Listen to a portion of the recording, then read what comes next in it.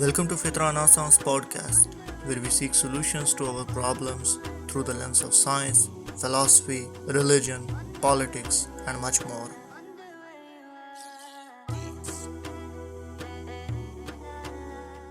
I'm Nashitul Islam, and my guest today is Ustad Abdullah Al-Andalusi, a renowned international speaker, thought leader, and co-founder of Muslim Debate Initiative. Ustad Abdullah is renowned for his academic debates at different universities such as University of London, University of Oxford, University of Cambridge, and different academic institutes. With background in Islamic thought, philosophy, and social sciences, plus deep insights into political philosophy, Islamic theology, and understanding of the modern contemporary issues that we face today, Ustad Abdullah is well recognized for his role in setting the narrative for the Muslims on the mainstream platforms such as BBC, Al Jazeera, Press TV, ITV, and different global networks worldwide. As you'll see in today's episode, that we discuss the philosophical reasoning for the purpose of life to answering the questions of isms such as liberalism, secular lifestyle, and Islamic view of the individual's identity.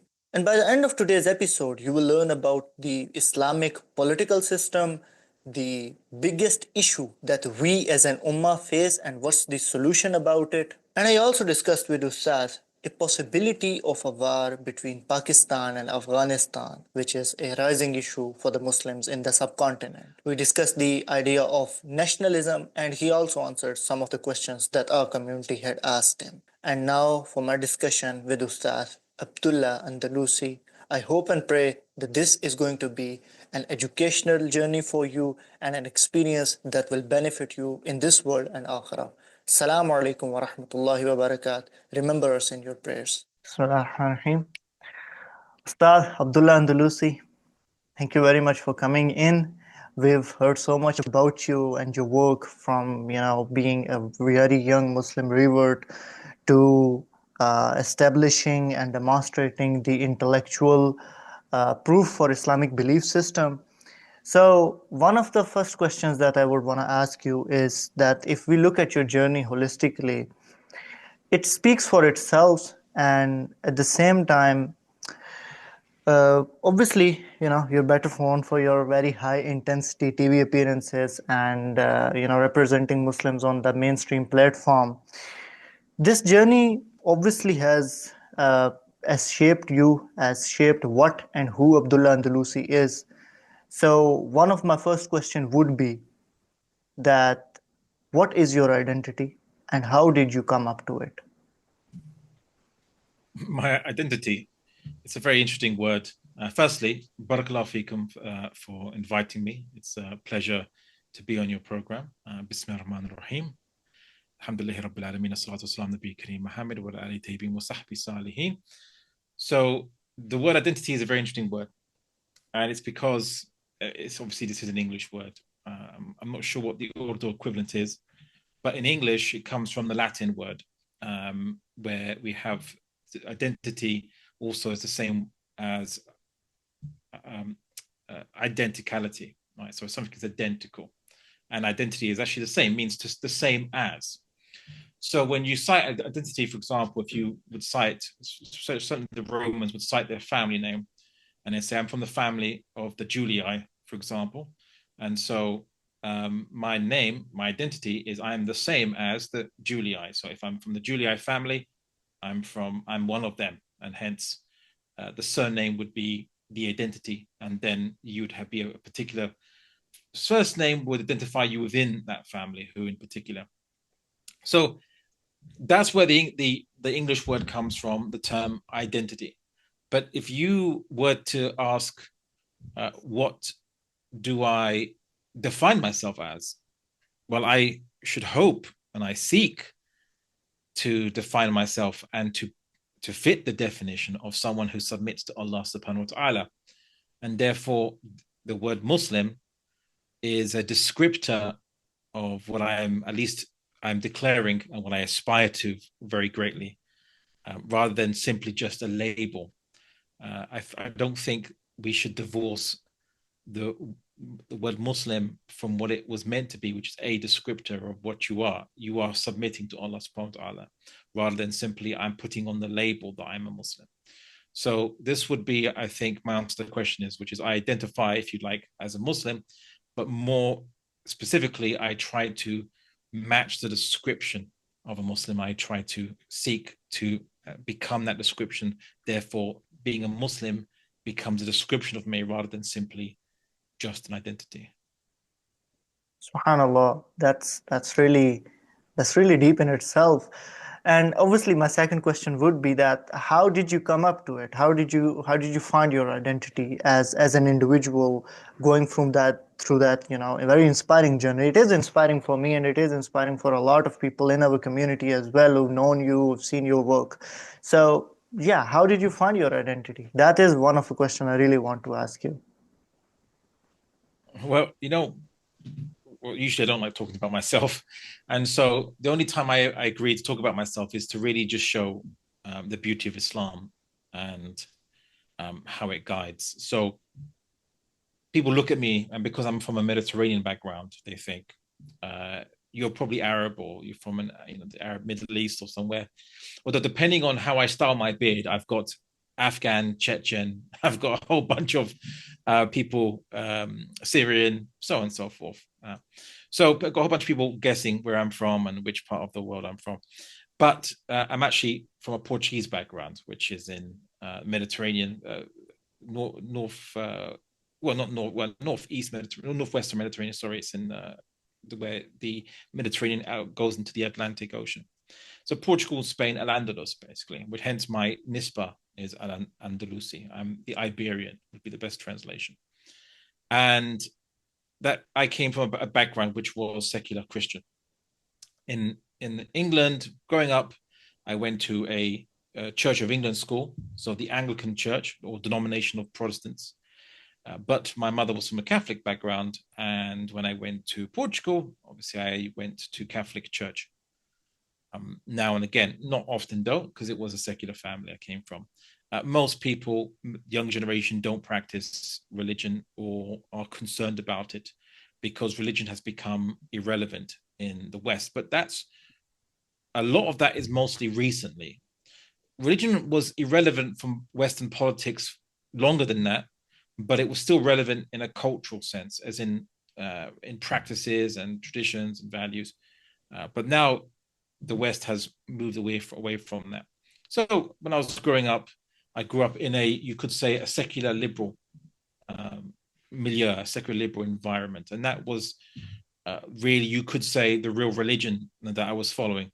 And the thing about liberalism is it doesn't give you a purpose in life except to say do what you want within the boundaries of not physically transgressing against other people, in theory anyway. But do what your purpose in life is to enjoy life and to get the maximum enjoyment out of it. It didn't specify how. It just said go and work it out yourself. And the problem with that is I realized that humans need guidance. Humans are too complicated. They are influenced by so many things. You can't say do what you want because you're not freeing the human from slavery to society or to religion or to government. Instead, you're enslaving them to whoever inspires in them what they want and can give them what they want, or has a monopoly on what they want. So it could be, for example, the fashion industry would exploit this by telling women, men to a lesser extent, here's what to wear. This is what the newest outfit is. You should wear this. Don't wear old clothes, because otherwise people think you're out all the times. You're poor, or you're ugly, or what have you. So the only way to be respected is you have to get these new lines of clothing, which only we can provide because it's our styles, and you have to pay us money for this. To get respect, you must pay us money, in essence. And that's how they control, you can say, people, by controlling, both inspiring them with what desires they should have, telling them what they should have by advertisements and marketing and so on, and at the same time having the only means to fulfill those desires, which is by having this commodity which the person must pay lots of money for. if you go into a cabinet in a bathroom of any particular lady, if she was to invite you in to look at that, of course, she would show you she has tons and tons of products which are very expensive, and she'll tell you that this is not products especially just to make her look really good for makeup for special occasions. This is her daily skin maintenance and hair maintenance and nail maintenance routine, and those products cost a lot of money just to maintain. Like, why do you need to use these products to maintain? Is there not like more natural ways? So why do you feel you need to have these products? Because it was told to them that this is your skin's going to go saggy and baggy and wrinkled if you don't have these products, if you don't drink sorry, if you don't take certain, well, vitamin supplements too. That's a new thing. Vitamin supplements, a new thing. You have to drink vitamin supplements.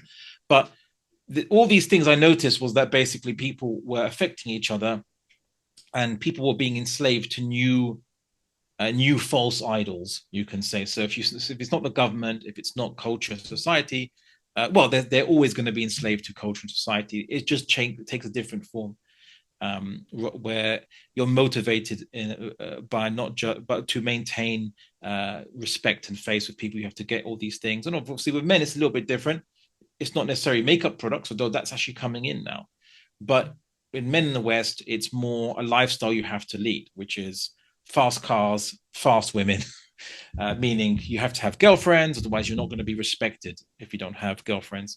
And I mean by girlfriends, meaning not just the one girlfriend, but maybe a few, rather than just finding one woman and getting married to her first time round. I mean, this is what I saw growing up from kind of when I became more aware of society between 10 years old and onwards. So those were the things I noticed in wider society. Was there's a lot of people who were miserable, despite the fact they told themselves they were free.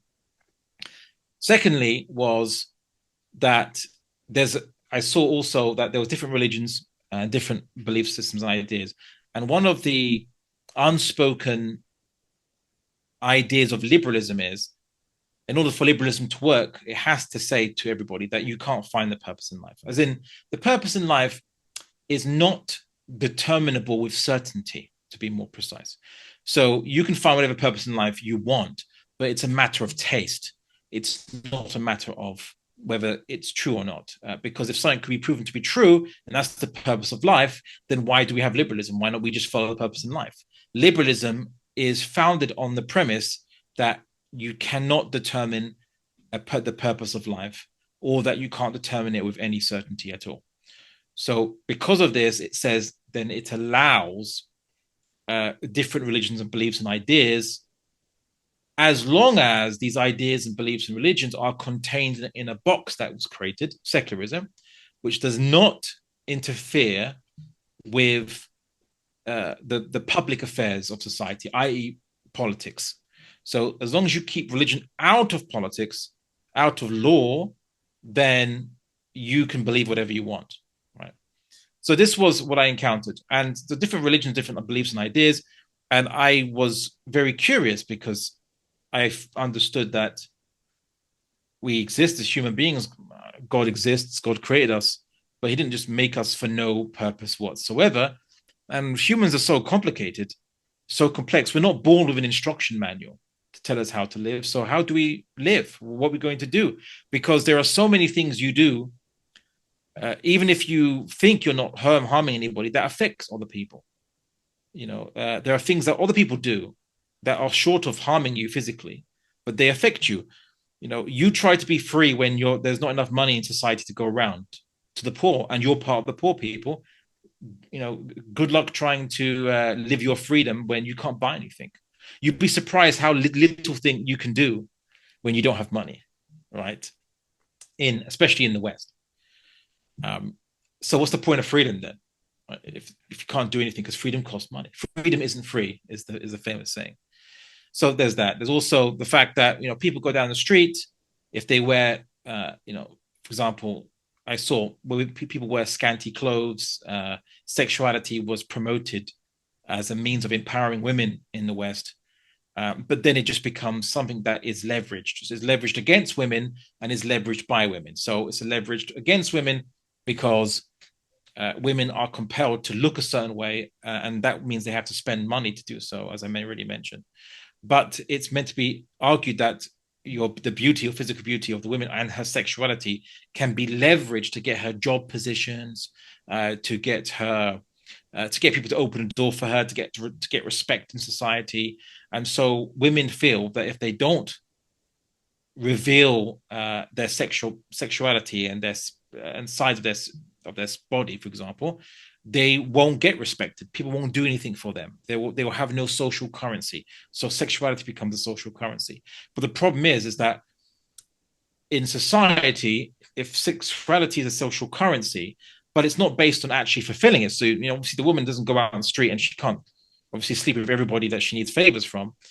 So then going out and then and because she was told that this is how she's going to get respect, going out and then revealing herself and revealing her sexuality and so on is going to create a lot of frustration, sexual frustration in society, because she's going to induce arousal in men, and anyone who knows psychology, especially of the different sexes, is that arousal is something that is you can't consent to.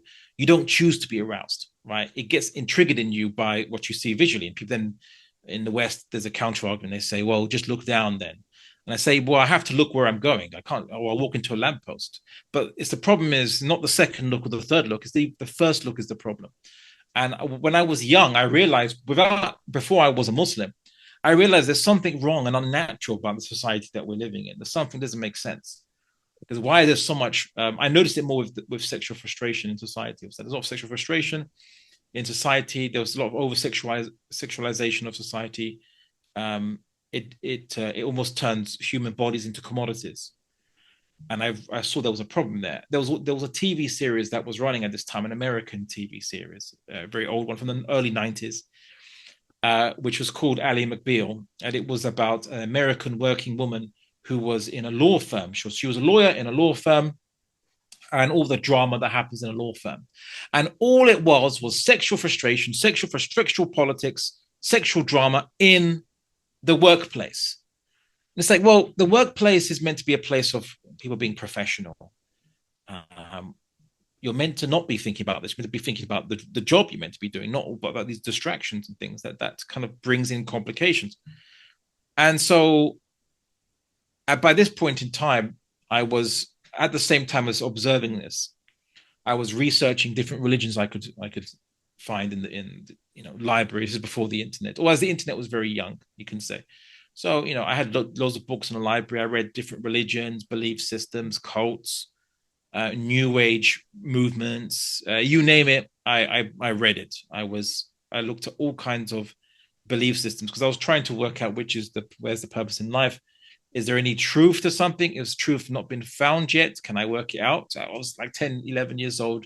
I know, very, very, almost, it's not almost a kind of hubris, but it wasn't. It was more a sincere desire to just know the truth. So obviously I left Christianity because I couldn't be sure that it was true.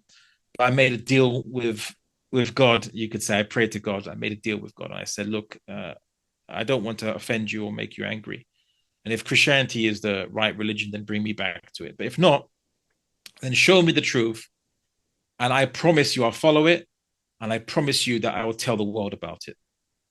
Now, at that time, I didn't know what the truth was exactly. And I didn't know if anyone knew what the truth was. And so it was a bit presumptive of me to think maybe I'm the first person to discover it.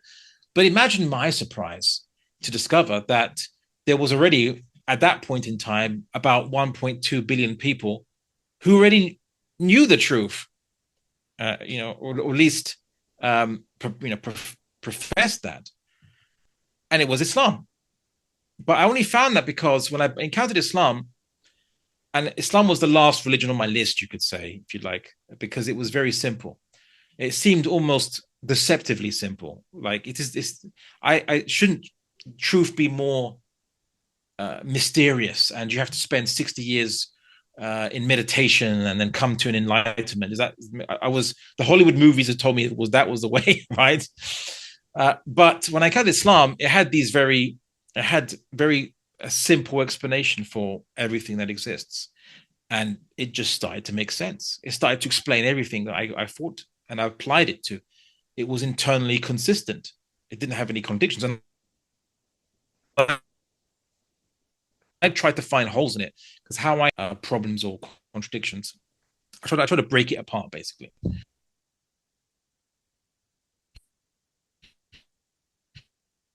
So then it got to the point where, while I was watching this TV series, Alan McBeal, and reflecting about society, I encountered Islam's solution of the women's hijab, the women's covering. And for me, it was like, well, why does Islam want women to cover up in public? Right? It's just, is that arbitrary? I mean, if it was the religion invented by men, men would want women to see women, right? Men enjoy seeing women, although it's kind of counterproductive because it makes them frustrated, but they enjoy seeing women. So where was this coming from? And it wasn't such like, or maybe it was husbands that invented this rule because they didn't want when men to look at their wives. So when a woman is married, she covers up. No, it was all women who reach the age of maturity to be covered up, not just married women already. So it didn't look like it was the idea of a particular group of people who had an interest. It was just all women to be covered up in public. Why? And then it hit me, which was, well, it seems like Islam is trying to prevent sexual politics and drama in the public sphere, in the public realm, in society. Like, keep sex in the home where it's meant to be, rather than bring out in the public, have people compete with each other, people who are in relationships regret because they look at other options, all this stuff. It's all this chaos, all this people cheating on each other, people, adultery is now common. It is a commonplace in Western society. That it's now a phrase in the West to call someone a cuckold or a cuck for short. Now, because it's so common in society, it's used as an insult between men to say that you are a lesser man, you are a cuckold because your wife is sleeping with another man, because you must maybe have something not right with you, or you couldn't control her, or whatever. So Islam seemed to solve all that with this simple solution. Okay, it's not the only solution it brings, but it was a very simple one, which is just to cover up women in society, in public society, make society about work, about education, about doing good.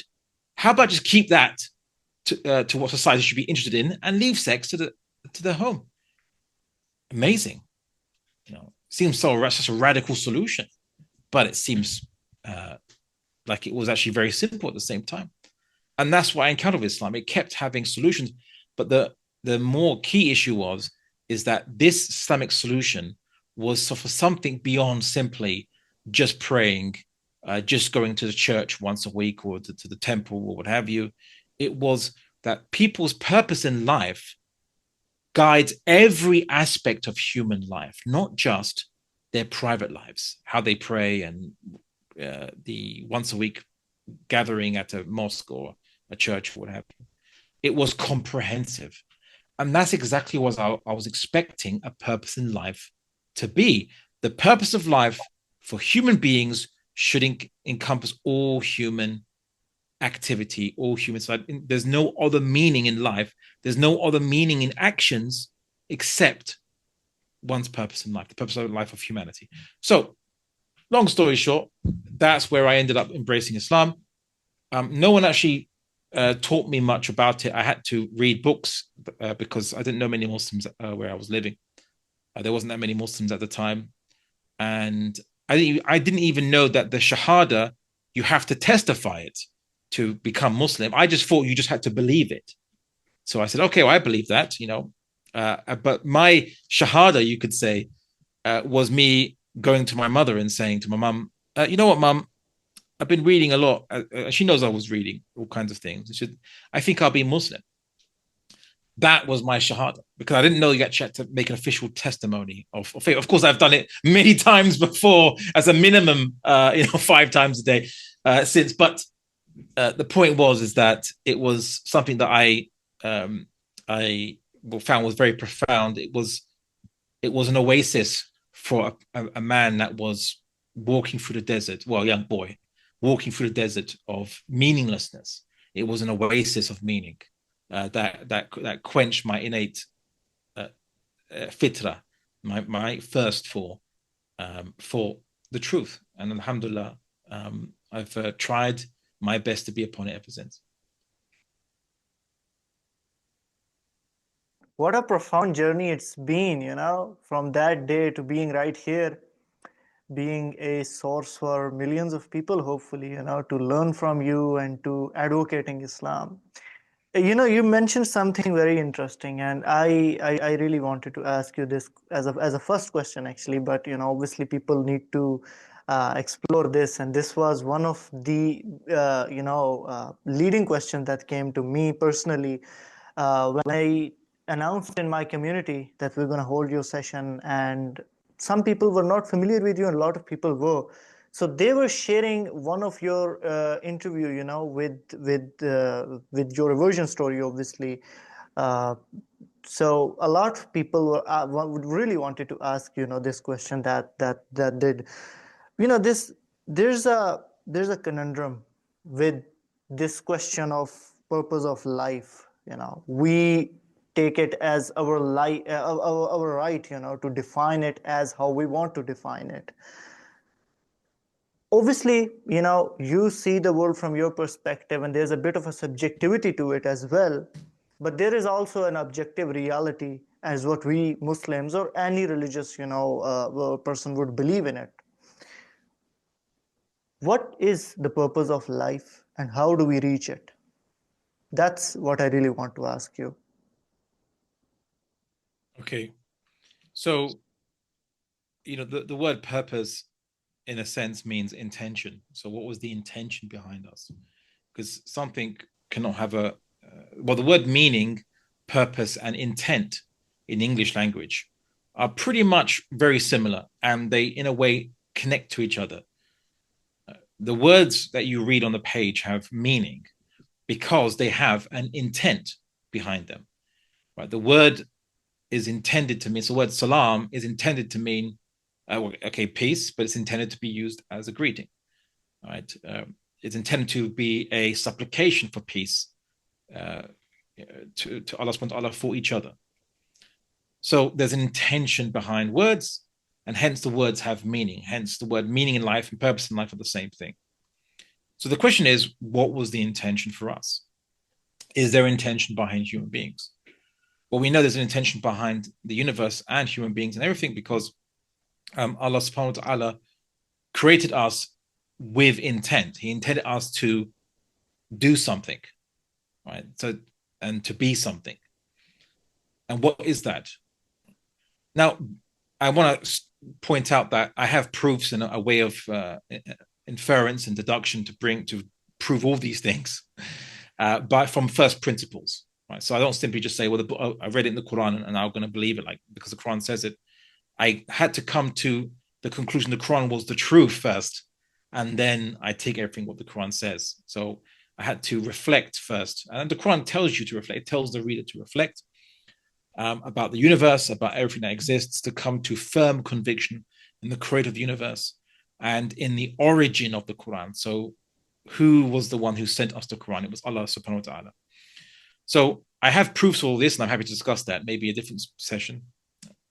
There's many videos and lectures I've online where I've actually gone into detail. I go from the point of how do you know that anything exists to all the way to how do you know the Prophet Muhammad sallallahu alaihi wasallam is the prophet, is the last and final messenger of the Prophet of Allah subhanahu wa ta'ala. So from A to Z, you could say, proving each and every single point. But you asked me a question, so I'm going to give you an answer on that particular question rather than proofs for it. The purpose of life of all things in the entire universe is very simple. Is to bear witness to the existence of the creator of the universe and his power to create. Why? Because if he didn't exist, we wouldn't exist. That means that the first thing is that our existence demonstrates is he exists. And secondly, is that he has the power to create. He doesn't just exist as an eternal being, an independent being, but he has power and he has the ability to make things happen. So these are the two things that we bear witness to. And it's not just us as humans, it's the planets, the stars, nebula, cosmic dust, everything, asteroids, everything in this universe has the exact same purpose. However, we manifest this purpose in different ways. So whether simple things or simple matter just exists and acts according to the laws of nature that Allah subhanahu wa ta'ala decrees, it demonstrates Allah's existence. It is an evidence of his power to create. We have more than that. We have something like a soul, you could say, if you like, the secret of life, something that is bearing witness within ourselves. We're not just cameras and microphones. Our ears are microphones and our eyes are cameras, and they just impassively, dispassionately detect light and convert it to electrical signals, and it just goes into a hard drive or something. No, there's something behind this that's experiencing the light as electrical signals, yes, but experiencing these sensations, the audio, taste, chemical, all this stuff. There's something experiencing it, touch, engaging our nervous system. So we are experiencing the universe. So we have an extra special, you could say, purpose or a subset within that general purpose. It's not the same purpose, but we have a special subset, which is we bear witness, right? So because we are experiencing this universe, clearly the creator of the universe wants us to bear witness to it. So our purpose includes bearing witness to Allah as the creator of the universe and the things that he has created as signs of his power. Secondly, we have free will. And free will is, again, extra special because animals don't have free will as far as we are aware. We seem to have free will. The perception that we can do a different choice to what we feel like doing, basically. Whereas animals just do what they feel like doing. What does that bear witness to? Again, it bears witness to Allah subhanahu wa ta'ala. How?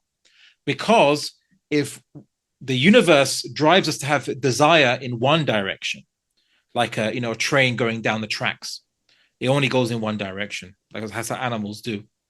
But there's a second track and a fork in the train tracks.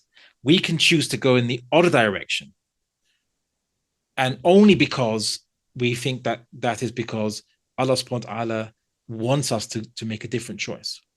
So us making a choice to choose something that goes against or is different to what the universe is motivating us to do is itself bearing witness to Allah subhanahu wa ta'ala as the origin of all things, because we are meant to choose away from the lower causalities, the lower things that drive us, to the higher, to acknowledge the highest causality, which is Allah subhanahu wa ta'ala as the highest cause of all things. So we make him the most important cause for all things. We recognize he's the most important criteria, not the things in this universe that drive us to have emotions go here and there and what have you. We don't follow that wherever it goes.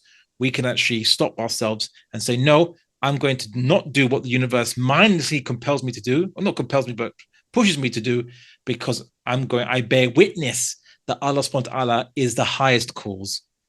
And he calls all the lower causes, as in he calls the whole universe and all these things, which he has full control over, but he is the one that we should follow, not where the currents of this universe push us. So our free will, our purpose in life as human beings is to bear witness to Allah subhanahu wa ta'ala via our free will, by making choices that prioritize him over the lower reasons, the lower desires or lower causes and that motivate us. So in a nutshell, that's what the purpose of life as human beings are, is to bear witness to Allah subhanahu wa ta'ala. Like everything else in the universe does that, but we have extra attributes that other things don't have, that we have to bear witness to Allah via these attributes, which is bearing witness to him with our literally witnessing what he has created, bearing witness to him with our intellects, so coming to the conclusion he exists, coming to certainty on him, and trusting in him and his plans, and coming and bearing witness with our free will, which is picking him over the lower causalities of the universe, the mindless causalities of the universe. We pick the highest mind, quote unquote, I use it figuratively, over the mindless, right? The mindless and the lower minds, i.e. Or the humans or the things. We pick him over everything else. That's our purpose in life as human beings.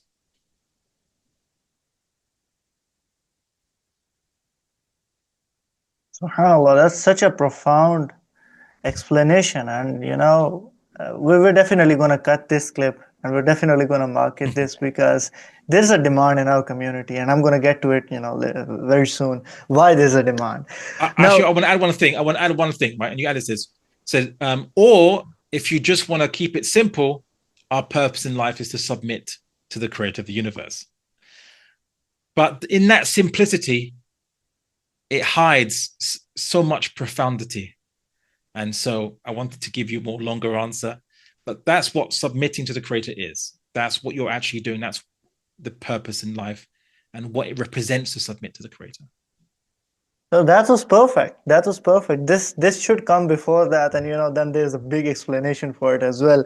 Uh, you know, let's go for a bit communal issues. We've really enjoyed discussing you as an individual, and personally speaking, when 5 or 6 years ago you came into my observation, you were introduced to me by the barak of YouTube. So researching all these amazing people has been one of my great source of learning, obviously. uh, Obviously, you have a very extensive career of representing and advocating for Islam, being, so-called a mujahid of, intellectual warfare, if I can say that. And, obviously, what do you deem, this question I really want to ask, what do you deem to be the biggest problem that we collectively as the Ummah are facing? Or should I say, what is the cause root for our suffering as a community, as a Muslim community? What do you deem that to be? Well, there's two answers, and there's a simple answer and a more complicated answer. The simple answer is Muslims have a problem of Iman. Now, you've heard this before, but it's not what you imagine it to be, right? Just like everyone Muslim has heard, the purpose of life is to submit to the creator of the universe, but it's actually much more profound than what they were taught. There are a few things, but I will say more crucially, the biggest and most fundamental problem in the Muslim world is a lack of purpose. Muslims are taught about Islam. I was very shocked when I read everything, all this wonderful, beautiful guidance in the Quran and Sunnah.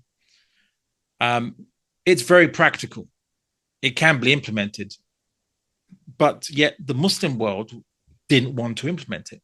And it wasn't the question as that, Muslims wanted to do it, but I don't know, they were occupied by a foreign army or whatever, that was not letting them doing it. No, they were ruled over by people that were other Muslims. They call themselves Muslims. And the army is not a foreign army from outer space. These are soldiers they come from the same society as every other Muslim. It's that Muslims didn't actually want to implement it. They didn't actually want to implement Islam. They, if anyone calls to it, they fight against. And in many cases, literally fight against this person. They call him a troublemaker. He's rocking the boat. Don't change things. I thought, what's going on? This is very confusing to me, as a person who's embraced Islam. I thought it was very straightforward, and then I came to the realization of something, an epiphany, you could say, which was it's how Muslims are taught Islam. Is that the reason most Muslims are Muslim is because their parents are Muslim. And so their parents teach them what their purpose in life is, in a sense. Every parent teaches their children what their purpose in life is, and society does it as well. And so, yeah, the parent might say, okay, Islam, very important, say the Shahada, do your praying, your salah, your namaz, your fasting, siyam, you go to Hajj, pay the zakah if you meet that requirement, believe in the books of Allah subhanahu wa ta'ala, his messengers, the angels, heaven and hell, qadar wa qadr, the prophets, everything. Now you've done that, there are other things you have to do. You must be successful in a career. You must impress the other families out there. You have to maintain the family name, the family honor. You have to have lots of children if you can. You have to be obviously wealthily successful, so financially successful, have lots of wealth. You have to have a good reputation. You have to do all these other things. You have to have get as much social status as possible, defend your family and then your tribe or your local community and your town, and then against others and what have you. Or as the pagan Quraysh used to say, me against my brother, me and my brother against my cousin, me, my brother, my cousin against the stranger. Right? So all these things get taught to Muslims. And so that whole thing that they get taught is their deen. And Islam is only part of it. So often I've said the biggest problem in the Muslim world is that Islam is part of their lives. And when I've said that, many people say, what are you talking about? You sure you're Muslim? See, the problem in the Muslim world is that Islam is part of our lives. I said, yes, the biggest problem in the Muslim world is that Islam is part of our lives. It's not our purpose in life. Right? All these other issues, which we talk about, nationalism, tribalism, sectarianism, Jahil cultures, all these things, you don't need actually to warn Muslims against every single one of those things. If Muslims simply understood that their purpose in life is only what the creator of the universe asks of them to do, and asks them to become, and asks them to transform and to achieve, all these other things automatically have no meaning. It becomes irrelevant then, your family lineage. It becomes irrelevant then, the tribe you're in. It becomes irrelevant, the nation that you're part of. It becomes irrelevant, all these customs which are not part of Islam. They just become irrelevant. They literally have no meaning. So you wouldn't even need to teach Muslims against these things, because they would already realize, oh, these other things, they don't have any meaning then. Our purpose in life is attaining the pleasure of Allah subhanahu wa ta'ala. You can also think of it from a different lens by asking of countries on the country scale. What is the purpose of Jordan? What is the purpose of Egypt? What is the purpose of Turkey? What's the purpose of UAE? What is the purpose of Pakistan? What is the purpose of Indonesia? So what is the purpose of these countries? And they'll say, it's just, most people say it's just to exist. It's to maintain themselves and their boundaries, and maybe just create a prosperous life for the people. And it's like, well, that's not really a purpose in life. You don't have a purpose. The countries themselves actually don't have a purpose. They just exist to exist, just to keep running a status quo. They have no idea about any ideal beyond simply existing. That's the Muslim world. That's why we are backward today. We have no greater ideals than simply surviving and existing. No greater projects for transformation, no greater ideas of change that we want to see happen. Now, change isn't good just because of change. Change is good for its own sake. But if you have a purpose, then automatically you have to change, because you have to change in order to achieve that purpose. You have to constantly be changing to reach, you might say, ihsan, perfection in worship, which you'll never be able to reach perfection. But the point is to still strive for it.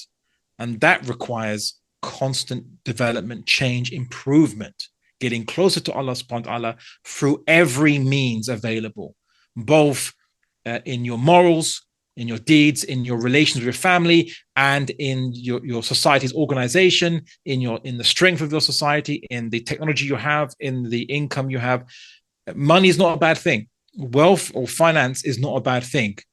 The difference is what it's used for. So remember why I said people are taught these customs and cultures must be successful and so on and so on.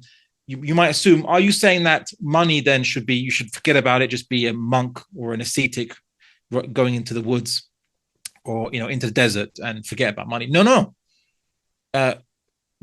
Get money, get wealth, but get it for a purpose.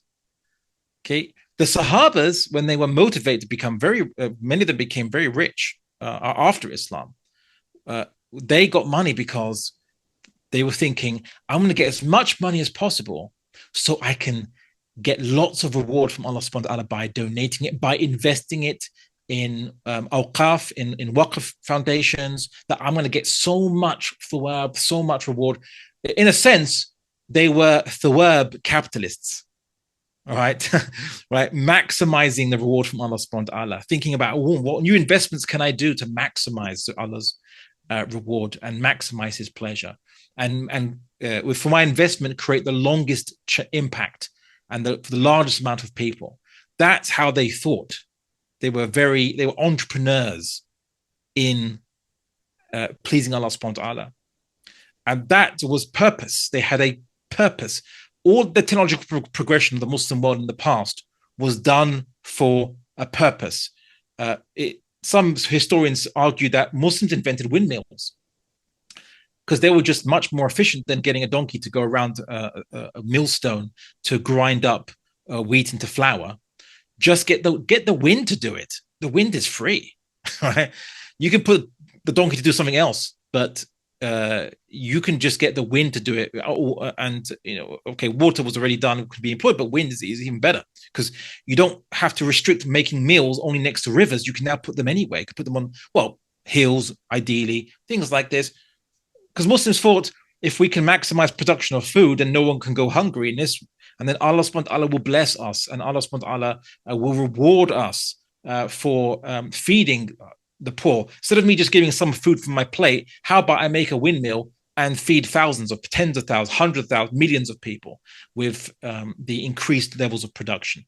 Muslims developed agriculture and improved it to do this, seeking the pleasure of Allah subhanahu wa ta'ala. They developed various chemicals to make treatments or to preserve, make paints that would preserve the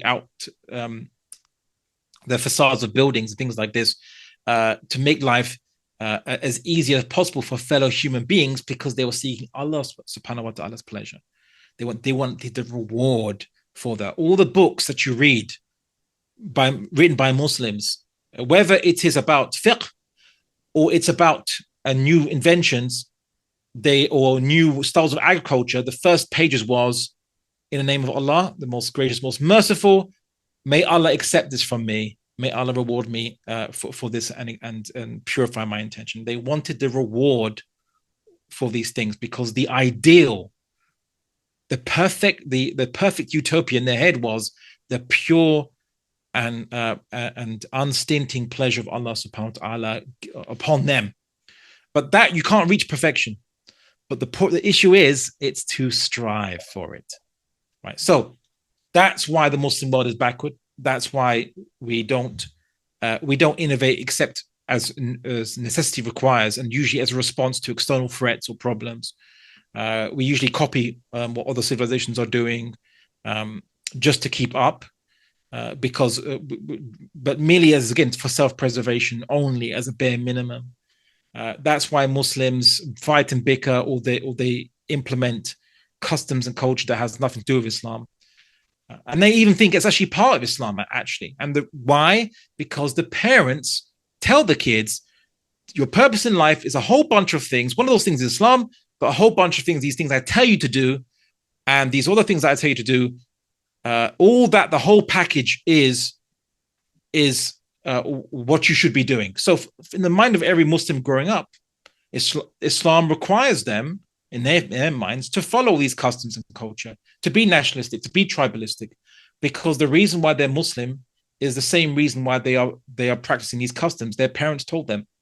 So if their parents are the origins of their Islam, their parents and their society are the origins of the other aspects of their deen, of their practices. And I mean by word deen, I mean everything that they practice and believe in is called the deen. even if it's not Islam, or only has part of Islam in it.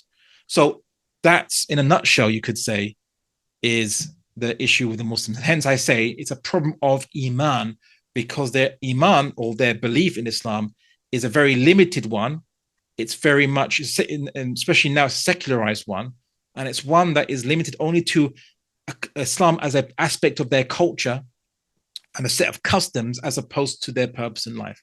So that's why we're backward, and that's the biggest problem in the Muslim world today.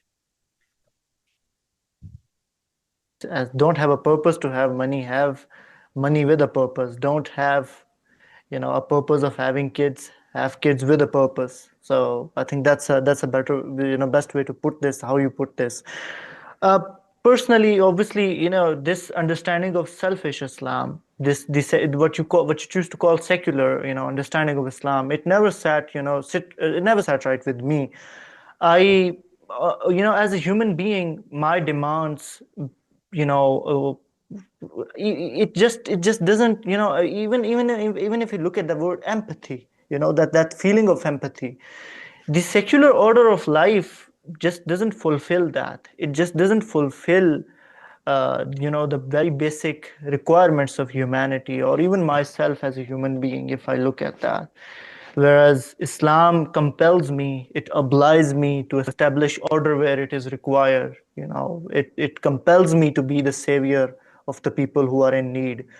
Obviously, I come from a very traditional background, and when you put a guy like me in a comparison with a with a young Western teenager, being in his 20s, in his 30s, there's a big delta. I would and obviously, any person who's watching us from a third person perspective would see, that our programming has been to be the savior. We Muslims are obliged, and we were brought up with this understanding. With me personally, I can speak that, or with the there's a very small community of Muslims, whom we're around, and why we're here, we can speak that. But on a larger scale, I would say, Muslims are not no more different than an average secular guy living, enjoying his life.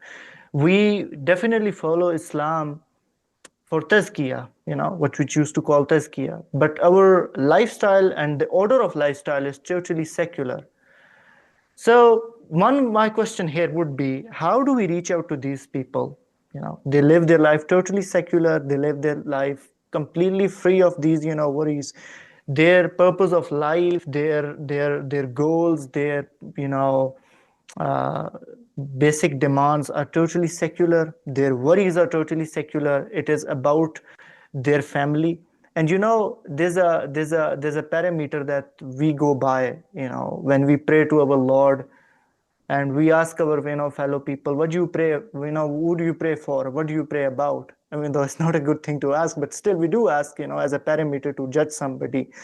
So one of the question, that really struck me in my early days was that, are your prayers only limited for your well-being, for your family's well-being, for your wives or your children well-being? So who do you remember in your prayer? And I think that's a parameter to really weigh the person and his worth.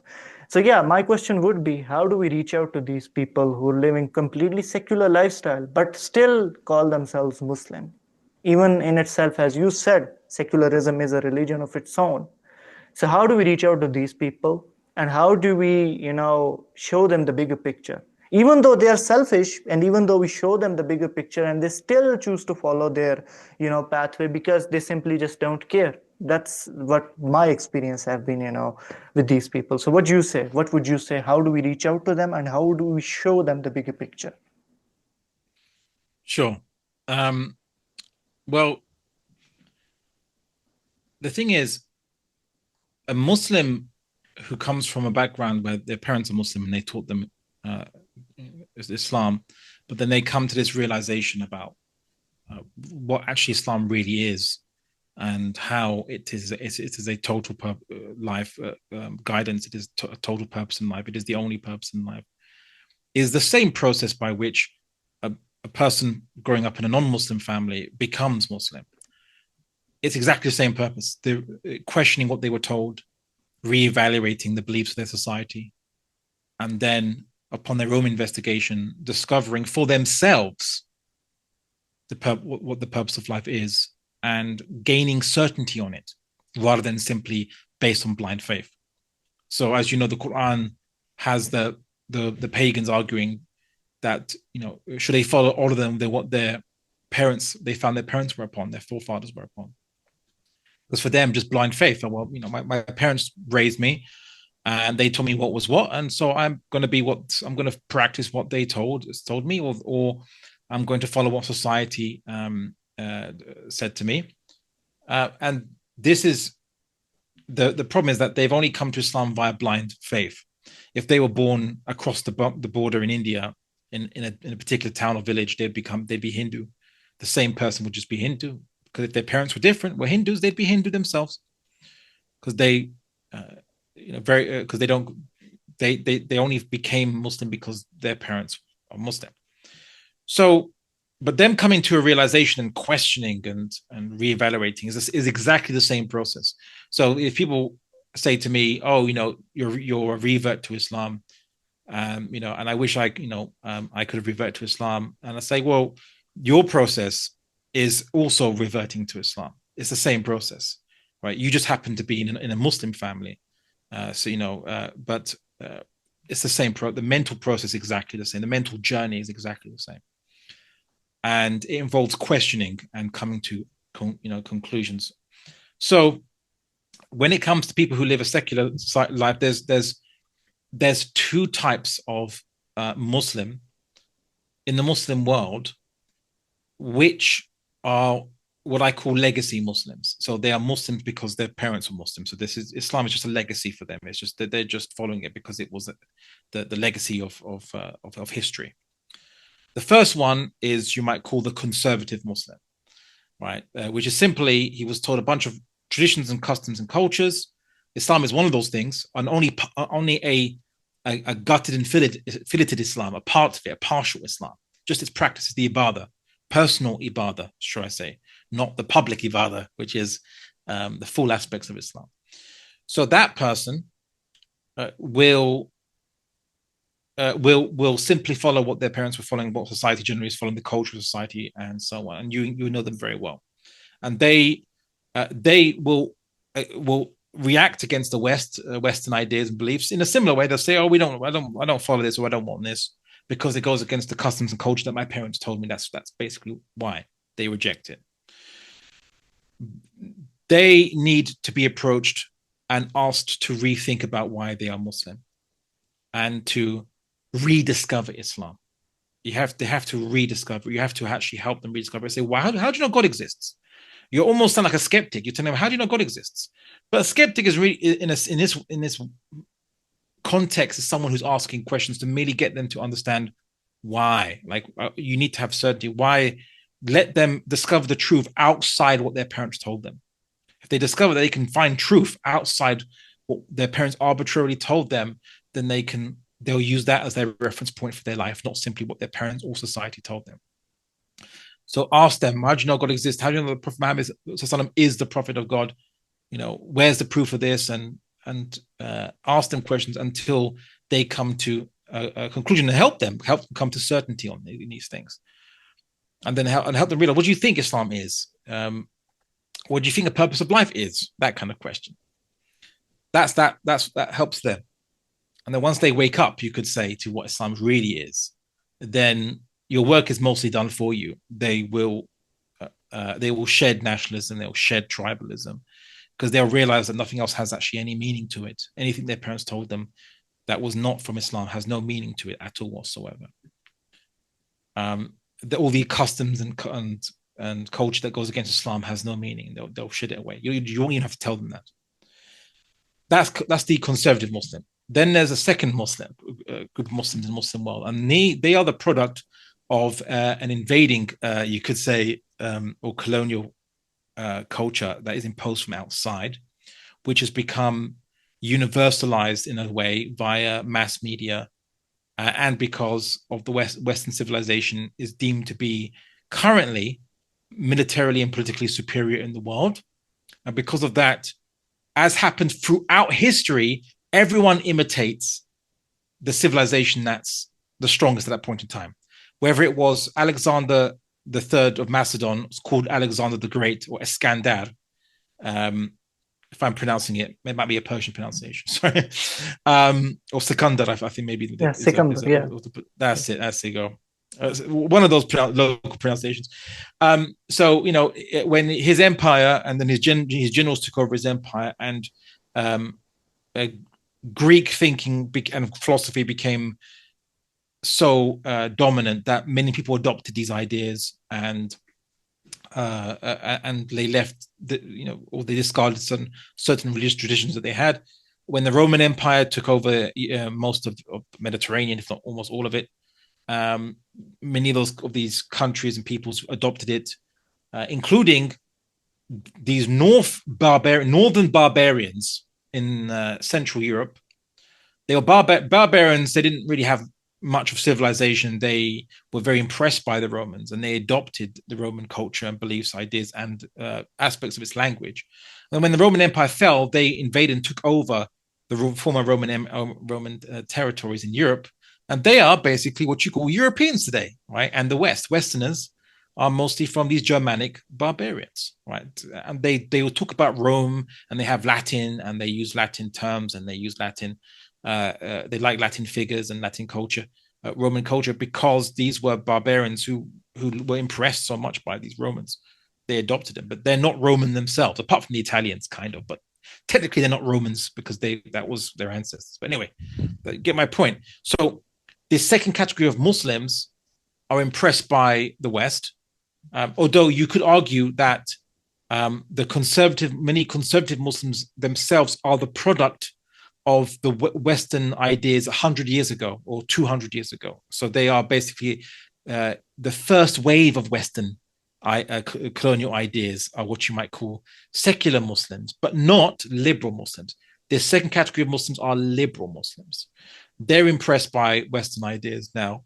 They see their problems in their own society, and they were told by the West that the reason why you're so backward is because of these cultures that you have, these customs that you have, and the interpretation of conservative Muslims about what culture should be. Okay, so and the reason why they're called, by the way, conservative Muslims is because and why the word conservatism exists, and even in the West, it were people who followed religions that didn't want to remove every aspect of religion from society. They wanted to conserve some things they felt was useful for stabilizing society. That's why you still have conservatives in the West. There are still Conservative Party in England, Republican Party is conservative in America. So these conservative Muslims who are the ruling faction, you can say, that they tend to be secular because Islam has already been limited and minimized into just practices of personal ibadah. But liberal Muslims are the second wave, I call, of liberal, of Western colonialism, you could say. They are, okay, secularism, but then what do we replace the empty aspect that we remove religion from? What do we replace that with? How do we determine what is good and bad? You can't simply say a bunch of our customs and culture from our history that determines good and bad. We don't accept that. We need to have formulas, how to judge good and bad. We need to have our own mizan, our own way of judging good and bad. And the West gives you this formula, which is the purpose is the pursuit of pleasure, and everyone should allow everyone else to pursue their pleasure, short of physically harming each other. There you go. It's very simple liberalism, and the state shouldn't be arbitrary. It should be a limited government, so it shouldn't be tyrannical. But that is where Islam agrees with that. But that's only in as much as liberalism and Islam agree with things like murder is wrong. It's not, doesn't mean they follow the same system. So because liberalism comes in and says, look, you have all these problems in your society because you don't actually have a united formula that you can all adopt and that can guide you. And this formula works very well for us. And in our government system, it works very well, which is a government cannot touch you unless you break a very specific law that what have you. And the laws should only be made to prevent people from physically harming each other. Well, that was an issue what liberalism was about. Then liberalism changed its its laws about 120 years ago, when the first version of liberalism failed, when there was so much wealth inequality that like 1% of the population owned 80% of the wealth. It got so bad they had to invent a new form of liberalism called social liberalism. But I don't want to get too much in, I don't want to get too overcomplicated thing. But these are liberal Muslims.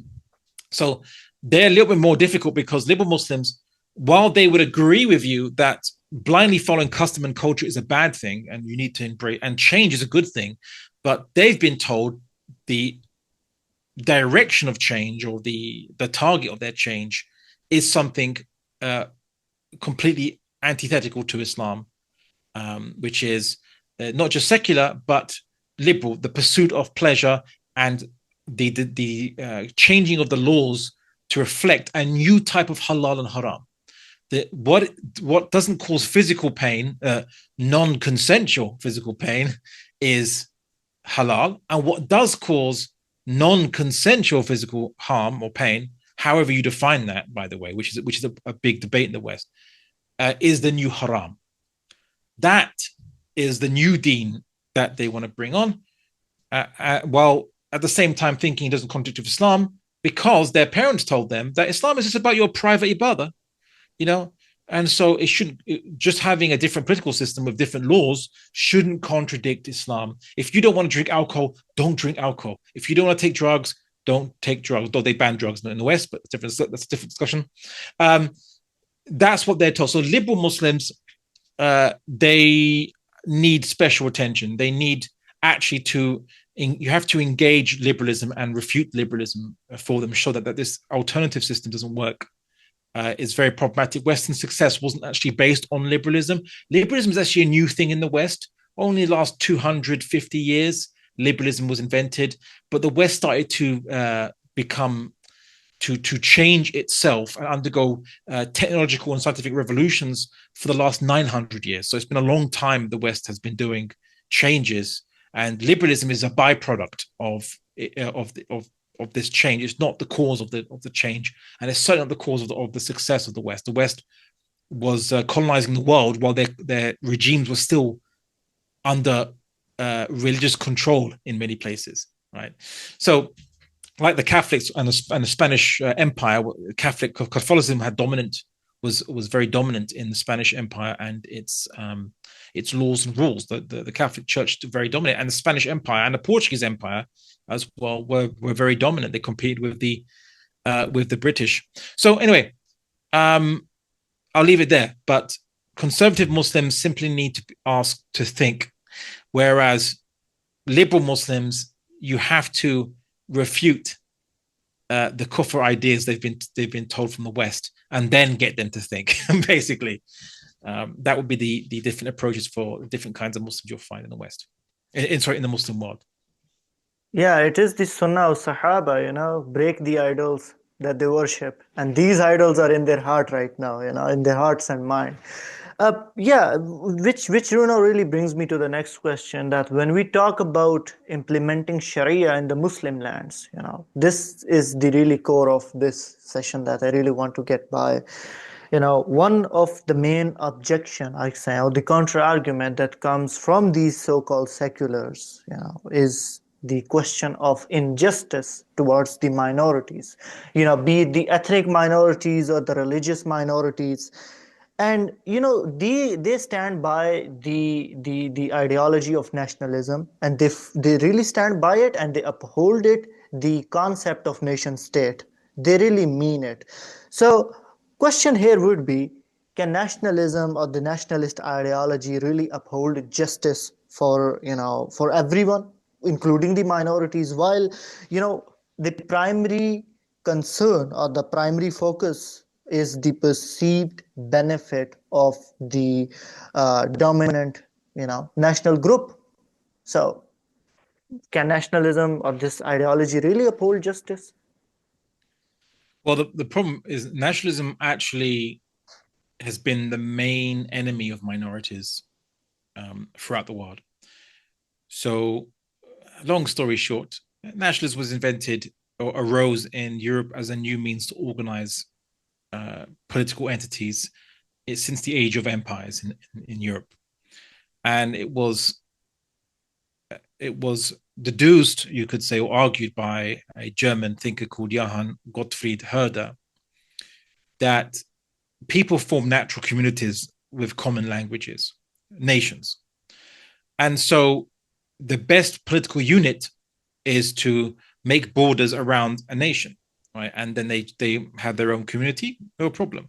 Whereas in empires, it was argued that empires dominate and there's one community over another community. And so the best way for freedom is everyone has a government that represents them. And the way to do that is you create governments that are limited around, you draw the borders around nationalities, and then everyone in that state is represented because the state represents their culture, their official language. You know, the official language of Pakistan is Urdu, right? It's not the Pashtun, the Pathan or Pashto, sorry. It's not, well, okay, I mean, Hindi is not a million miles away different, but it's not technically Punjabi, though Punjabi Punjabi is spoken by the elites. So the issue is that there'll be people that are left out of that, right? There'll be people that, like Balochis, for example. Right? Balochis not too happy. They think that the nation of Pakistan is defined by Punjabis. The Punjabis have elite status in Pakistan. And the reason why they think that, and many minorities become sidelined, is because of two problems. One is there's no such thing as a country that only has one nationality in it, right? Every country, the humans are so intermixed. You have multiple ethnic linguistic groups you might call nations. People who have either a common descent or a common language, or both, or a common culture, language, and descent, or something like, or something, one of the three. A nation is a very vague term sometimes to define. There's more than one of those nations in each country. So the problem is that these minorities already are excluded because the nation has to represent, the country represents the nation. Which nation? The leading nation, the majority nation. Then, so that's why your national language is going to be Urdu and not Pashto, right? But many people who are Pashto speakers might feel left out. Think, well, you know, my mother tongue is Pashto. Why am I not represented in the Pakistan constitution or something like this? And what you find is in almost every country where there are significantly diverse ethnic groups, after nationalism, there has been constant civil wars or insurrections or uprisings. Throughout Africa, even in South America, where the ethnicity of being a Latino is a newly created one, because a Latino is a mix of Spanish-speaking Europeans, of enslaved Africans, and of Native Americans, right, in different parts of South America. And you mix it all together because they intermarried. And then you have this new ethnic group called Latinos. But again, there are grades and varieties and different things. I won't go into too much detail, but there are always factions and factions and factions who are not included in the official definition of what this nation's culture is, what this nation's values are, what the official language of this nation is. There are always those who are excluded from that. So if you'd say that the purpose of a country is to represent its people, you're always going to have people who are discontented, and they're going to be significant minorities. And you'll get the situation where they'll even be disregarded, excluded by the majority because they're not deemed to be useful. If you want to get ahead in politics, you want to please the majority to get you to vote for you or to appoint you in some way, right? So then forget about why spend resources on a minority when they're not big enough to support you. Spend those resources pleasing the majority because they can support you and keep you in power, right? So nationalism has fundamentally failed almost every single country that has applied it. In more now modern states, more modern states now, because there's so much different immigration and so on and so forth, the idea of nationalism is already defunct. It's now almost used as a vestigial term, simply that the nation is now anyone who has a citizenship of that country. That's now what a nation is now, because it's been so watered down, because it's vague to define, it's hard to determine. So Instead, people just say we just rely on democracy now rather than we caring about nationalism. Although democracy preserves a form of nationalism because the majority are the ones, again, who are still going to decide what happens, what laws occur, and the minority doesn't decide anything at all. So nationalism has failed the Muslim Ummah and is the cause of a continual strife. So if everyone thinks that's going to be an improvement, it's not. So what's the second, the other issue I mentioned, the other problem that also occurs, which is the problem that also occurs is that as Muslims, we want to live under Islam. We want to apply Islam. We think it actually solves human needs. It matches human nature. It gives peace, contentment, justice. But there are minorities who disagree, who say, well, we're not Muslim, we're Christian, we're Jewish, Hindu, Buddhist, Ahmadi, we're not Muslim. So in this situation, what do you, how are they to be treated? Are you going to apply Islam on them? Or are you not going to apply Islam on them? The biggest misconception in the Muslim world is that Islamic Sharia is applied on non-Muslims. It never was. Historically, it never was. Christians didn't stop eating during Ramadan. They didn't fast for Muslims. Christians didn't stop drinking wine or even eating pork. There are historical accounts of a Muslim traveler going through 10th century Iraq under Islam, of course, under Islamic Khilafah, and he saw a Christian town. You could recognize some of the Christian towns, said, because you can see they have a pig pen, right? A pig farm, basically, because they eat pork, right? That's how you recognize that, oh, this must be a Christian town then. They're not under the Sharia. Sharia is only for Muslims. The Sharia is meant to help and improve Muslims, but there is a baseline understanding that is applied to everybody, which is like don't commit murder, don't steal, right? Things like this, which is applied to everybody and is agreed upon for every community who enter into an agreement with the Muslim Jama'ah, the Muslim community. This is called dhimma, right? Covenant, contract. Okay. And some people think in the Muslim world, oh, that's not fair. Muslims are citizens, but these people are contract citizens. That's not fair. Why are there two kinds of citizenship? And I say, actually, no. Non-Muslims are the only citizens of an Islamic Khilafah, or Islamic state. Why? Because in an Islamic governance, the king, the true king, is Allah subhanahu wa ta'ala, right? His executive is the Khalifa, who is fallible, can make mistakes. We have to account him, we have to limit him, we have to make sure that he can be removed, even if he goes against what Allah's commanded. But he's an executive, he executes the Sharia. As Muslims, we are subjects of Allah subhanahu wa ta'ala. He's our king, he's the king of kings, he's Al-Malik, and we are his subjects. The non-Muslims are the citizens, because a citizen in the West, they are all contract citizens. They make an agreement with the state. We pay you tax, you give us protection. That's a contractual agreement between non-Muslim, and in the non-Muslim countries, everyone is Ahl Dhimma. Everybody is Ahl Dhimma. They are contract citizens. This is the Western Enlightenment idea of the contract citizen. Whereas in Islam, we are subjects, so we have to obey Allah subhanahu wa ta'ala. We have to implement His Sharia. We don't have a choice. But non-Muslims, they can choose their own. They can have their own law courts for their own internal affairs, manage their own issues. If a Jewish guy steals from another Jewish guy, they can go to a Jewish law court. They don't have to go. They don't go to Sharia law court. If they go to Sharia law court, then fine, we'll judge it. But they don't have to, right? If a Jewish person steals from a Muslim, or vice versa, they'll go to a Muslim law court. But the justice will still be done, because whoever stole gets punished, and whoever was stolen from should have their property returned back to them, whether they're Jewish or Muslim. And so it wouldn't actually matter in an Islamic state, an Islamic environment. Minorities have the best rights. In the West, you don't get to have a different law system if you're a minority. There's only one law, and it's determined by the majority.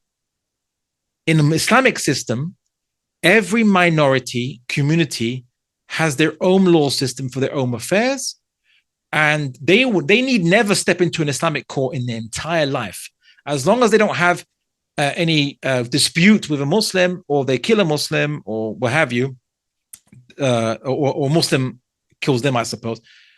They will never have to go into an Islamic law court. An Islamic law court is only really for things like murder and for theft, and these common things that we all agree on are bad.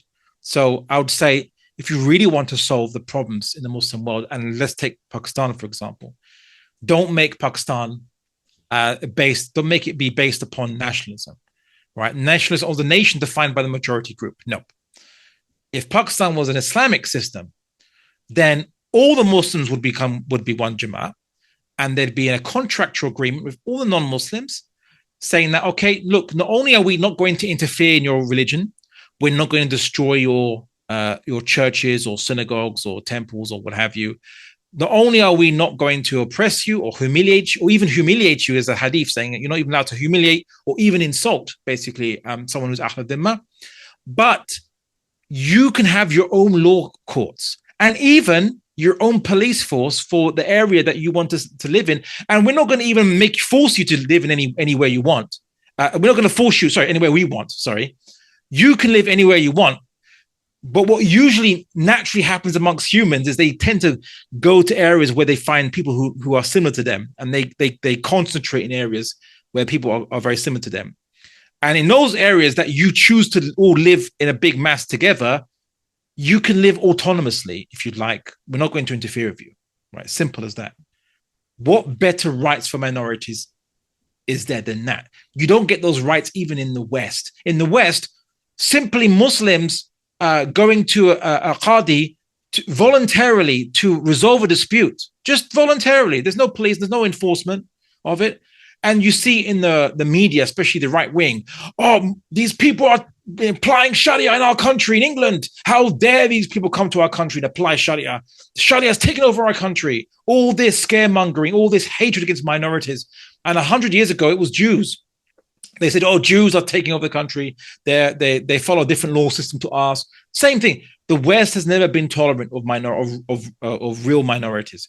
It tolerates you if you might have a different religion where you pray differently. But if your culture is different, or you actually want to resolve your disputes using a different law system voluntarily, it doesn't tolerate you. It gets very angry against these minorities, and then it tries to make laws, as we have seen in England and in America in different ways. It makes laws to restrict people from practicing their own practices. And I'll end with this last point. France is an example, is one example I can bring. There's a man who, in France, if you get married under your religion, it must be recorded by the state. So the state will automatically recognize any marriage you have by your religion. But here's the problem, is that the state also bans polygamy, right? So there was a Muslim man who wanted to get married a second time, which is allowed in Islam. And someone told the state about him. He got married in secret religiously. But because every religious marriage is automatically accepted by the state, and the reason is to control everyone's marriage, basically, and how it regulates. That's why the state does that. He got charged with a bigamy. It's called bigamy in the West, which is an illegal second marriage. Basically, you can't be married more than once. And in the West, the punishment goes up to 7 years imprisonment, 7 years jail, for that. The only way he defended himself in court was he said, no, this is not my second wife. She's my mistress, my girlfriend, right? She's just a girlfriend I'm having on the side. I'm having an affair. Then the French government said, okay, that's fine. That's okay. As long as it's not your second wife, then you're going to go to jail. But if it's just your girlfriend that you're committing adultery with, great, enjoy, right? That is how the West treats its minorities. So in the Muslim world, we should not be deprived of our Islamic right to live as Muslims and establish Sharia upon ourselves simply because there are minorities present. We're not going to force it on them. Lakum dinakum waliya deen. To them, their deen, and to us, our deen. Jazakallah khair. I understand, your iftar is very near. I just want to ask, yeah, if you have time, I just want to ask one last question. I think it's very important, and even if you spend half an hour answering this, it wouldn't be sufficient because it's so important. But we can certainly do this after you iftar, after you pray, if you have time, because definitely there's hundreds of still questions that I haven't even gone through. These are just the philosophical base that was really required to establish here, and alhamdulillah we did it. You did it by the grace of Allah subhanahu wa ta'ala, so well. One of these scenarios that we're facing in the Muslim world as of now is be in the Middle East, be in the subcontinent, Pakistan, Afghanistan, Bangladesh, India, is that we're very much indulged in conflict with our neighbors on the territory. All right, this is a very big issue, and we take it as a pride to even die for the state. I can speak as a Pakistani, as a Pakistani Muslim. I can certainly say this, that we worship the state. There is a God of state, and we worship that state. You wouldn't believe today there has been an executive order, I believe, so that has been issued to persecute 19,000 Pakistanis who opposed the state narrative. This just issued today. And these kind of issues, these kind of executive orders, are issued every other day. And this is like, this is the normal, usual thing that happens. And it happens in the Middle East, be it, the notorious jails of Jordan, of Egypt, of Syria. I believe you're very much familiar with them. The grip and the apparatus of the state on these people is that they just opposed the state or the narrative of the state. So how dare you oppose the state? There was an infamous line written during the Syrian civil war that state that there is no God but the state, written by the Assadist. So my question is what does the Islamic perspective say about nationalism, this dying for the state, and does Islam recognize border? I mean, this is a question that is, that you would, need a lot of time to explain, but I'm putting you in a very tight spot. So, what would you say about that? Islam doesn't recognize borders; it recognizes communities. So Islam recognizes the Jama'ah of the Muslims, which sadly doesn't exist today in the political sense, which is that there is no main body of Muslims who are gathered together forming a Muslim state whose identity is Islam, and whose national policy is the pleasure of Allah subhanahu wa ta'ala. So we don't have a state whose national interest is the pleasure of Allah subhanahu wa ta'ala. And we don't have a state whose citizenship is the Muslim Ummah and those who gather towards it. So because we don't have such a state, then we have states based on things other than that. Now, I know that Pakistan was initially based on Pakistan kya matlab kya la ilaha illallah, right? Right. But it was meant to be of that, because what made the people from Al-Hind different between them was there was those from Al-Hind who were Muslim and those from Al-Hind who were following shirky ideas and beliefs that happened to be in that region. Then the British then said, okay, well, you Muslimans, we know you guys. We know there are Muslimans in other places of the world. We know that Islam is not indigenous to this place. So we'll call those people following the religions of this area that we don't see anywhere else. We'll call them Hindus, and which is meant to be the Persian word for anyone who's from Al-Hind, basically, right? I mean, technically, everyone from Al-Hind is Hindi, right? It just means you're from Al-Hind, basically, right? But the British came in and said, no, Muslims and Christians, you're separate. Everyone that's from here, we'll call them Hindus. So uh, in Islam, obviously, to get away from the potential oppression that would happen in a secular regime, Pakistan was created because of Islam that Muslims would be persecuted. Pakistan was envisioned to be a place that they could go and have their own state, because under secular nationalism, Muslims would be the minority group in India, and they would be oppressed because of nationalism. Because you'd get what you're having right now. The Hindutva saying, India is the nation of who? The people from Al-Hind, and the people of Al-Hind. What is their culture? What are their values? It's only that which is indigenous to this land. And so Muslims are not indigenous, or Islam is not indigenous to this land. Christianity is not indigenous to this land. So the nature of the state is Hinduism, or the Hindu, or the Dharma, or whatever they want to call it, right? And so if you want to follow the values of our country, you have to be Hindu, or follow Hinduism, or respect Hinduism and practice and follow some of our customs, which are exclusively Hindu. So Pakistan was created to get away from nationalism, right? In a way, but it was achieved by creating a new nationalism, which is a nationalism for Hindi Muslims to go and seek refuge in.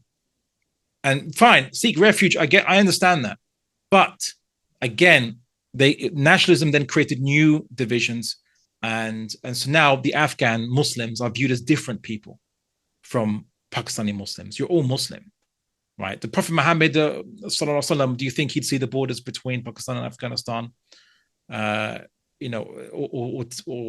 Tajikistan or whatever? You wouldn't see those borders. He'd just see the Muslim ummah spread out across the land. That's all he'd see, right? And so if he wouldn't see that, or he wouldn't recognize that, why are we recognizing these things? Why are we creating division when the Quran says, do not be divided amongst yourselves? In two different surahs, verses, do not be divided amongst yourselves. It even connects the Quraysh who were not the Quraysh, the people of Yathrib, before they were fighting each other, their hearts were divided against each other. So Allah united them. They were on the brink of the fire, but Allah saved them. Dividing ourselves is putting ourselves on the brink of the fire. It is Jahiliyyah. It's what the Prophet Muhammad sallallahu alaihi wasallam famously said, that those who call for asabiyya, for I'm going to become my own group and separate from all the Muslims, who calls for it, who fights for it, who dies for it, they're not one of us. They're not one of us. One of who? One of the Muslims. Not saying that he calls them a kafir, but if he said you're not one of him, you're not from his people, that's serious. That's pretty serious. So I think I'll end it there, that there should be no borders between Muslims. The only way as Muslims we should live is under one jama'ah, and jama'ah in its original meaning, which is we congregate as one state. We are one state. That's the jama'ah. One state. Doesn't mean you go into one area, one small area of the world. No. It means that you are united as one collective, one group led by one imam, which is what the Prophet Muhammad told us about. He told us to Hudayfa bin Yaman, who asked him about the future. He said, there'd be good times after good. Tell me about the times after that, the bad times after that. And the Prophet Muhammad sallallahu alaihi wasallam told him there'll be people coming with the hearts of shaitans and those who are calling to the mouth of Jahannam. And what did Hudayf bin Yaman ask him? He said, what did you command us to do? And the Prophet Muhammad sallallahu alaihi wasallam said, stick to the jama'ah and their imam, singular, right? And then Hudayf bin Yaman said, and what if there is no jama'ah and no imam? And then the Prophet Muhammad is narrated to have said, then separate from all the firaq, the factions, and until you eat or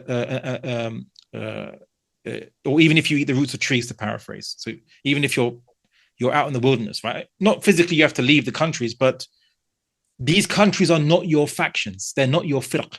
Your firq is the jama'at. If there's no jama'at today, you don't affiliate yourself with any of the firaq. That's how you keep yourself safe from Jahannam, as this hadith is implying from the Prophet Muhammad sallallahu alaihi wasallam in both Sahih Bukhari and Sahih Muslim. So as Muslims, we need to re-establish the Jama'ah, recongregate, destroy these boundaries, and unite under one imam, or at the very least, one political system that would appoint imams after imams after imams, as you have succession of presidents or succession of prime ministers or things like this. Because the last point is, people say, you want to unite us, then who is going to unite us? Who's going to be the guy that unites us? And I say that's actually the wrong question to ask. It's not the who, it's the what. If we can reestablish the Islamic system, it will have processes and procedures that will appoint leaders. It's not about we need to get one leader to unite us now, right? Because Muslims will never agree. And Muslims view each other with suspicion because we're so used to living for ourselves that we think either I'm the oppressor or I'm the oppressed. Well, I want to be the oppressor because I don't want to be the one who gets oppressed, right? That's our mentality, that politics is a zero-sum game. You either win everything or you lose everything. That's why we fight so much. That's why we fight and so dearly. We fight for reputation. We fight if we're insulted. That's not what Islam commands us. These are things that have no meaning. Going back to purpose of life, it has no meaning. What does have meaning is Allah subhanahu wa ta'ala, that his pleasure. And his pleasure is we are all one tribe. We are one ummah. The interest of the ummah is all the same. If you get attacked, I get attacked. Your enemy is my enemy. Your friend is my friend. Right? Your ally is my ally. That's how Muslims should think. So our Afghan brothers are brothers in faith. They are part of the ummah. They should be part of our Jama'ah. And that's how we can resolve these bickerings and fightings, because the cause of these bickerings and fightings is the absence of the purpose of Islam, the purpose of life, uniting the Muslims.